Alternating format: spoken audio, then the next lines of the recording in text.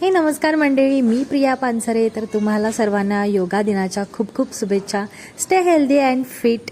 नेहमी योगा करत राहा आणि स्वतःला हेल्दी ठेवा. तर आज आहे 21 जून आणि योगा दिवस साजरा केला जातो या दिवशी. तर आज मी नेहमीच योगा करते, पण आज अद्वैसोबत योगा करते आणि त्यालासुद्धा शिकवलं आणि तो नेहमीच करतो माझ्यासोबत. तर आजचा योगा डे आम्ही असं सेलिब्रेट केला.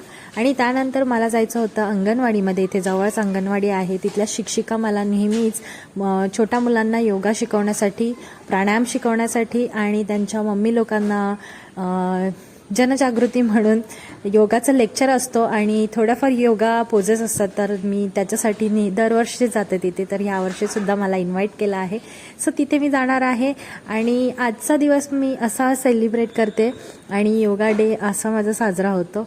तुम्ही कसे योगा डे साजरा करतात? आणि योगा नेहमीच सर्वांनी केलं पाहिजे. योगा करणं खूप बेटर आहे आत्ताच्या तरी काळामध्ये.